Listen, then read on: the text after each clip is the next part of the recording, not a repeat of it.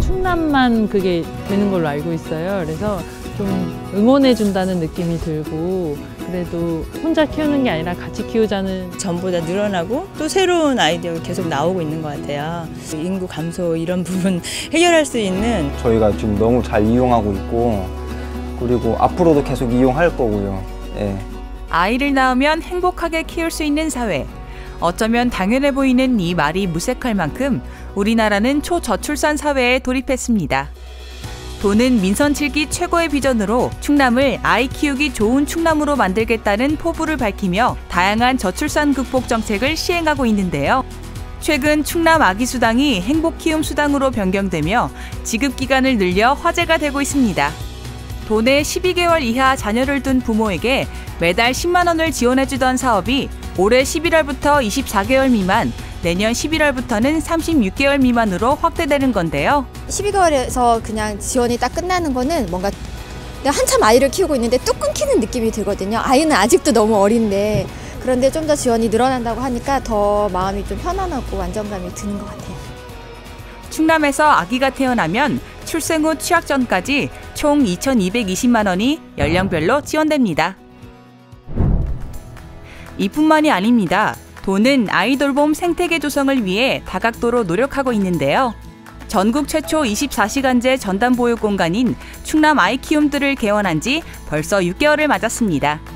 충남 아이키움들은 병원 이용이나 야근, 경조사 등으로 부모들이 아이를 긴급하게 맡겨야 할 때 맞춤형 보육 서비스를 제공하는 시설인데요. 아이들과 부모들의 발길이 끊이지 않습니다. 도청에서 운영하니까 좀 믿을만하기도 했고, 그리고 선생님들도 항상 친절하세요. 주간부터 시작해서 야간까지 연계해서 이용하는 경우들이 많아져서 어머님들의 만족도가 더 높아지고 있어요. 지난 4월 개원하고 본격 운영에 돌입한 충남 아이키움들은 6개월여 동안 총 599명의 아동이 이용하며 이용자들의 만족도가 상당히 높은 것으로 집계됐습니다. 우리 부모님들의 양육 부담을 경감시키는 데 매우 도움이 되었다고 생각을 합니다. 앞으로 시군으로 확대할 계획들을 갖고 있습니다.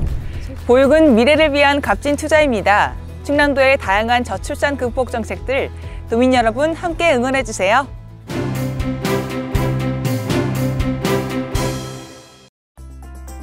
지난 20일 양승조 충남도지사가 청양군을 방문했습니다. 이번 방문을 통해 충남도는 청양군과 정책 협약을 맺고 청양이 가진 농업도시의 특성을 바탕으로 청양형 첨단복합 산업단지를 조성하는 데 역량을 결집하기로 했는데요.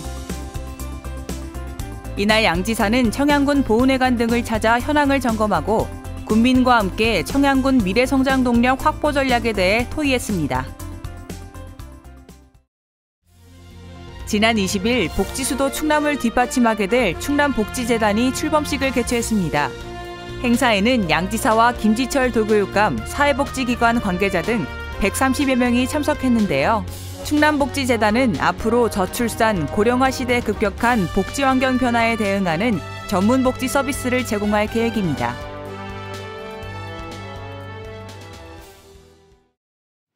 지난 21일 도는 수소경제사회 선제적 대응을 위한 2019 수소에너지 국제포럼을 개최했습니다. 수소경제 도약의 발판 충남을 주제로 연 이번 포럼에는 양 지사와 국내외 수소에너지 전문가 등 300여 명이 참석했는데요. 도는 개회식에 이어 수소 시범도시 조성 사업 추진을 위한 업무 협약도 체결하며 대한민국 수소경제를 선도해 나아가겠다는 의지를 밝혔습니다.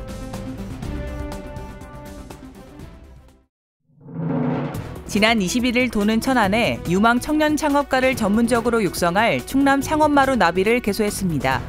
충남 창업마루 나비는 광역단위 창업지원 전용 공간으로 스타트업 육성 및 혁신 창업 생태계를 조성하기 위해 출범했는데요. 개소식에는 양 지사와 김지철 도교육감 등 200여 명이 참석해 청년 창업가와 양방향 소통을 진행했습니다.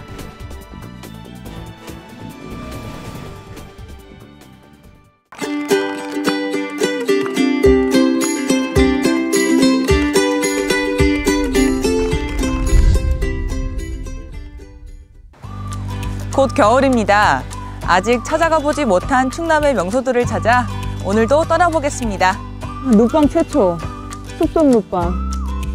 울창한 숲과 석탄 박물관까지. 오늘 저희가 갈 충남 명소는 보령시 성주산입니다. 성주산입니다. 와, 오늘도 햇빛 쨍쨍하고 날이 너무 좋습니다. 와, 그래도 아직 단풍이 있어요. 이렇게 노랗게 노랗게 물들었네. 빨갛게 소리 들리세요? 산을 올라가는데 물소리까지 시원하게 들리니까 속이 뻥 뚫리는 듯한 그런 느낌이 또 있네요. 성주산은 계곡이 좋아 골짜기에 조성된 산책로가 인기인데요. 제가 어릴 때부터 등산을 되게 많이 했었어요. 등산을 가는 건데 먹으러 가는 김밥 2줄 사고, 한판 사고, 옥수수 사고, 김치만두랑 고기만두 샀던 것 같아요. 이렇게 등산도 했는데 피디님 오늘 닭강정 먹는 건가요? 네, 대답이 없으신 거 보니까. 촬영산맥 서쪽 끝자락에 자리 잡은 성주산은 낙엽수가 많아 가을이면 단풍숲이 장관인데요. 넓은 부지에 편백나무 숲이 조성돼 있어 산림욕하기에 더없이 좋다고 합니다.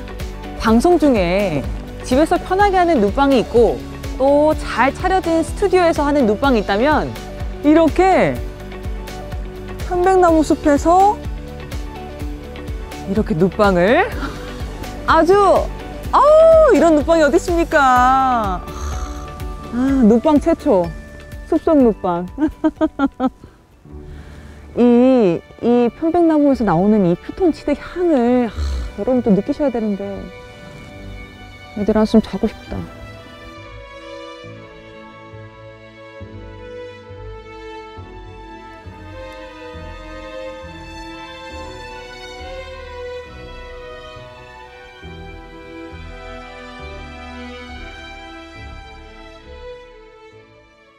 성주산에 오면 꼭 들러야 하는 곳이 있다고 하는데요.